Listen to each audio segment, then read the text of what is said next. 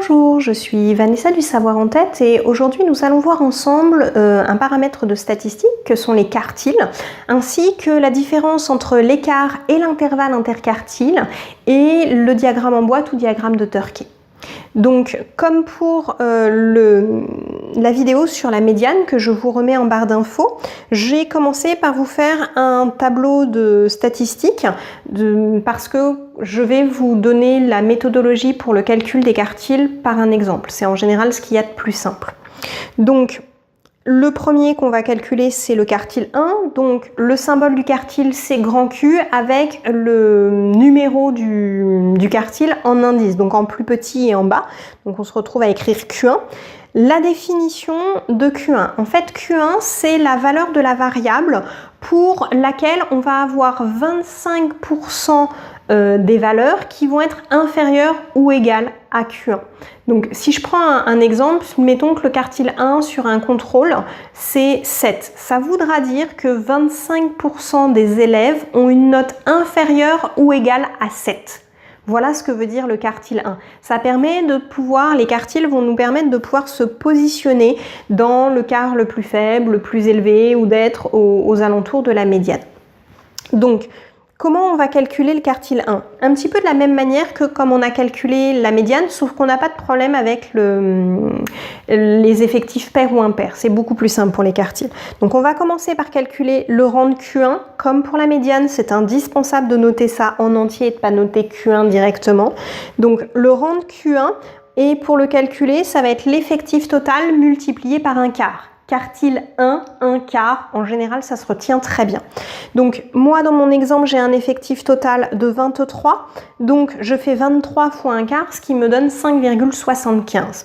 Je vous ai mis à côté qu'il fallait toujours arrondir par excès. Alors en fait là votre résultat vous le mettez brut, ce que vous donne votre calculatrice, vous aurez toujours soit un nombre entier, soit 1,25, soit 1,5, soit 1,75. Donc vous l'écrivez en entier et c'est dans la petite phrase en dessous que vous allez faire un arrondi toujours par excès. Q1 est la sixième valeur de la série. J'avais 5,75, donc c'est la sixième valeur. Et je vais chercher dans mon tableau, comme je le faisais pour la médiane, la sixième valeur. Donc la première valeur est un 7, les 6 valeurs d'après sont des 9. Donc 1 plus 6, ça fait 7. J'ai dépassé la sixième valeur, donc ma Q1 est égale à 9. Si vous n'avez pas bien compris mon histoire d'addition, là, vous inquiétez pas, je vais le refaire avec plus de valeurs pour Q3 et ça va devenir plus clair. Donc, Q1 était la sixième valeur est un 9, donc Q1 est égal à 9. On va faire rigoureusement la même chose pour le quartile 3, donc on note Q3 avec le 3 en indice. La définition, c'est la plus petite valeur de la variable pour lequel 75% des valeurs sont inférieures ou égales à cette valeur, donc à Q3. Comme tout à l'heure, je vais vous donner un exemple. Si dans un contrôle, le quartile 3 dans une classe est égal à 14, ça voudra dire que 75% des élèves ont une note inférieure ou égale à 14. Et donc par ricochet que 25% des élèves ont une note supérieure ou égale à 14. Même chose pour le calcul, on va d'abord calculer le rang de Q3, donc c'est toujours l'effectif total fois 3 quarts, quartile 3, 3 quarts, et dans mon exemple, 23 fois 3 quarts, ça fait 17,25. Comme tout à l'heure, je vais l'arrondir par excès, ce qui veut dire que Q3 est la 18e valeur de ma série. Je vais chercher dans mon tableau ma 18e valeur, 1 plus 6, 7, 7 et 5, 12, 12 et 7, 19 à 19. Je viens de passer ma 18e valeur, donc la valeur de Q3 est 12. Donc, je reprends ma phrase, Q3 est la 18e valeur, j'ai cherché ma 18e valeur qui est un 12, donc Q3 égale 12. Donc là, vous savez calculer Q1 et Q3. Pourquoi on passe de Q1 à Q3? Tout simplement parce que Q2, c'est la médiane. C'est 2 quarts. 2 quarts, c'est 1 demi, donc on est sur la médiane. Donc je vous renvoie encore une fois sur la vidéo sur la médiane que je vous mets en barre d'infos. Une fois qu'on a Q1 et Q3, on peut vous demander 2 paramètres. L'écart interquartile et l'intervalle interquartile. Lisez bien vos énoncés. Il y a juste un mot qui change, donc faites bien attention.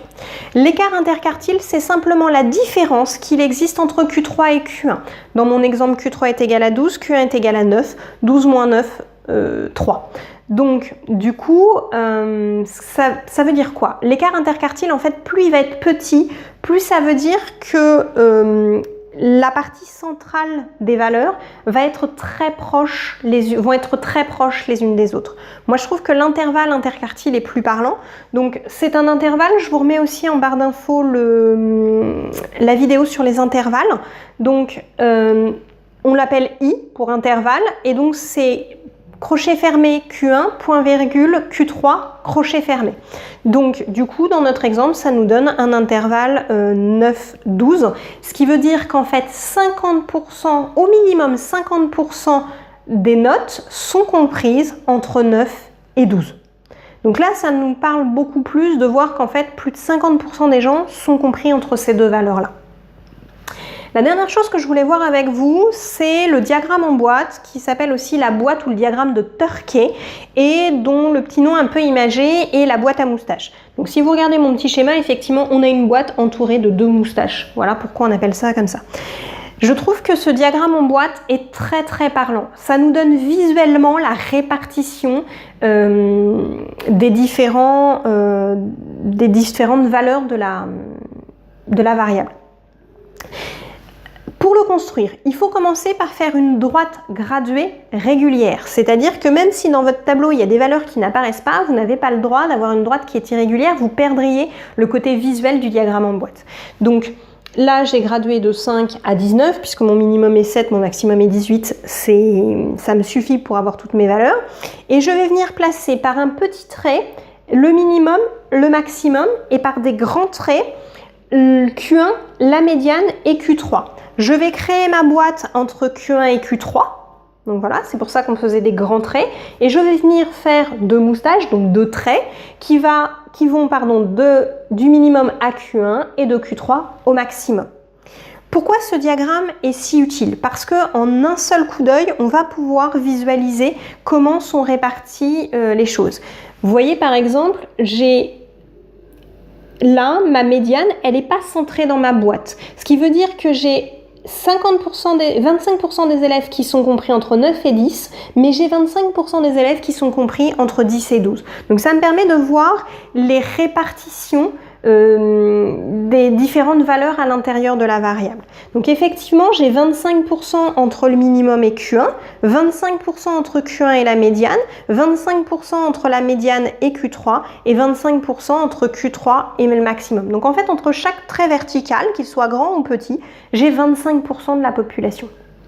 Donc, du coup, ça me permet aussi de retrouver toutes les définitions qu'on a pu donner sur les quartiles et la médiane. Oui, si on regarde le diagramme en boîte, j'ai 25% qui ont une note inférieure ou égale à Q1 et donc 75% qui ont une valeur supérieure ou égale à Q1.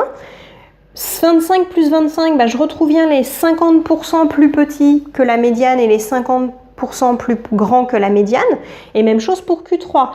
3 fois 25 pour aller jusqu'à Q3, donc j'ai 75% des valeurs qui sont inférieures ou égales à Q3 et 25% qui sont supérieures ou égales à Q3. Donc ça va être très visuel et très pratique. Vous pouvez aussi, sur une même droite graduée, faire l'une au-dessus de l'autre 2 diagrammes en boîte ou 2 diagrammes de Turkey, ce qui va vous permettre de pouvoir comparer les répartitions de façon extrêmement simple. Donc c'est tout ce que je voulais voir avec vous aujourd'hui concernant les statistiques et en particulier tout ce qui tourne autour des quartiles.